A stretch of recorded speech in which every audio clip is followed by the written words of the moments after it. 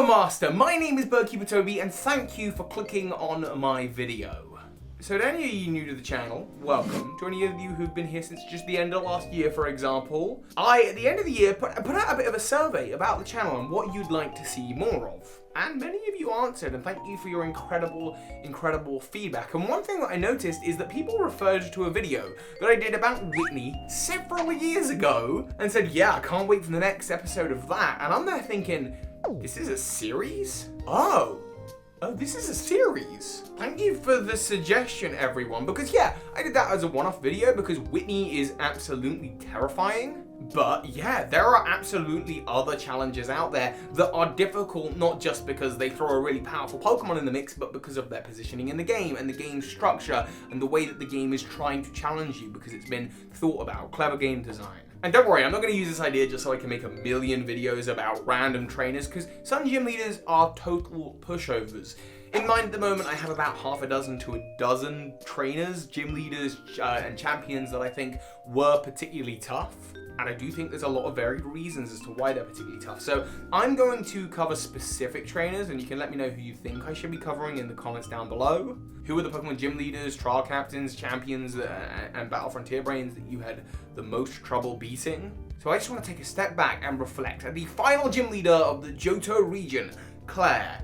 Why exactly is she so hard to beat? Now, it would just be easy to go, well, she's gym leader number 8 and leave it at that. And that, okay, sure, that would be fine. Except gym leader number 8 is not always that difficult. For example, let's take the final gym leader of the Kalos region, Warfric. He's an ice type user that I'm pretty sure you can just use fire, fighting, or a number of other move types to just completely destroy stuff that you'll have access to. The gym leader is not that difficult in the game in general because the EXP share is not that difficult. But Claire is something else.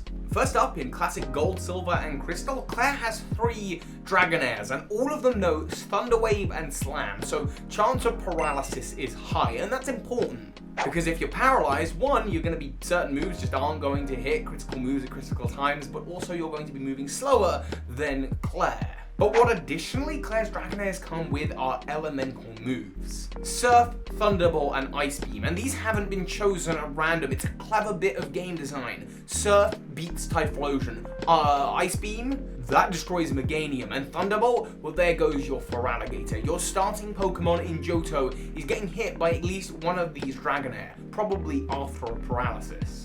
And on top of that, your starter Pokemon isn't particularly super effective against Dragonair in any way. Another decently leveled Pokemon that you might have got hold of in the Johto journey is the Red Gyarados, and who doesn't want to use the Red Gyarados the first time they play through? Well, that's getting struck down by Thunderbolt almost right away. And again, no super effective, like, you're not doing well. I think maybe Dragon Rage is on Gyarados, but doesn't that have a locked-in amount of damage? One second.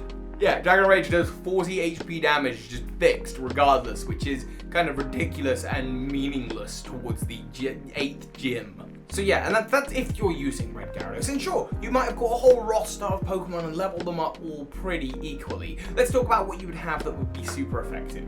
The Icy Path, for example, is placed right before Blackthorn City, where you meet Claire. So you may have recently caught a Delibird or a Swinub/Piloswine. Maybe you'll have caught a Jinx. In Crystal version, not Hot Gold, Soul Silver, not Gold, Silver, Crystal specifically, you could have caught a Sneasel, so, you know, that's an option, and Sneasel and Jinx really are your best options here.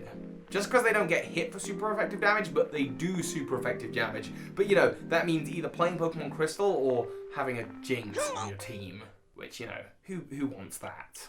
Piloswine is a decent option. That's the one you're most likely and most common to have caught on that route. But again, one of the Dragonair has Surf, and it's certainly not going to do very well against Kingdra, which again also has Water-type moves to completely destroy Piloswine. If you took time out earlier in the game to go to the Whirl Islands and catch a bunch of water Pokemon and evolve them, you could have Cloyster, you could have Dugong, you could have Lapras, but again, they're all water types and they're all getting hit by the Thunderbolt from one of the Dragonairs. So yeah, you're gonna get hit by at least one of these Dragonairs for super effective. Again, chances are after you've been paralyzed by Dragonair, because while Dragonair isn't the fastest Pokemon, it is in the upper half. So over 50% of the time, your Pokemon is probably being outsped by Dragonair. And again, all of this is not to say that Claire is impossible to beat. We've all probably done it, right? I'm just saying she's a difficult gym leader, and there's a reason why.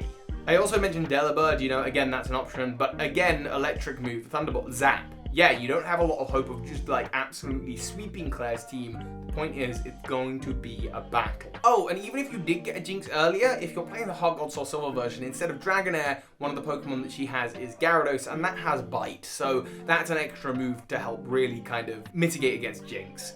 Okay, but Dragonair is just set up. What the real kingpin of the team is Kingdra, of course, a Dragon Water-type Pokemon. And again, Kingdra being a Dragon type, it's resisting any of the moves of your starter Pokemon that are highly leveled. Now, listen up. Kingdra coming out after you've been Thunder Waved a bunch is pretty tough to deal with. After you've been, Slam has been used, you've been paralyzed, a bunch of your team's been paralyzed, a bunch of them likely knocked out. But let's say you get Kingdra, here's the next issue. Kingdra is literally the next level. It's a level 40 Pokemon. And that might not seem like a lot because, this is Gym 8. Level 40 should be something you're totally ready and able to deal with. But here comes the real reason that Claire is really tough. The Johto region in general has a weird leveling system. Because Pokemon Gold and Silver was designed to have 2 regions in, with the whole second region being a post-game, level 50 is that midpoint. It's where you beat the Indigo Plateau, it's the league. Level 40 is where you're battling Kingdra, and because of when you get to Ecruteak City, once you've got Surf, you can do the Rocket Hideout in Mahogany Town, or you can go to Cianwood. You have options. All of the levels of the Pokemon before Icy Cave, are kept relatively low. Like, seriously, when you're going up against Team Rocket Grunts in the Goldenrod Tower, this is the ultimate evil team being beaten. You're battling level, Pokemon in their teens, Pokemon in their 20s. It is absolutely bizarre and tends to mean that you never really have more than 1 or 2 Pokemon that are highly leveled in the Johto region. And that makes Claire's Kingdra at level 40 an actually phenomenally tough opponent. Anyone who's ever played a Johto game will know exactly what I'm talking about. And in Heart Gold Soul Silver, they go ahead and give Kingdra the Citrus Berry just to give it an extra little health boost, because why not? That's what it needed. Oh, and it gets leveled up from level 40 to 41, and it gets the Sniper ability, which means it gets extra critical hits. And it has Smokescreen, which means you never hit.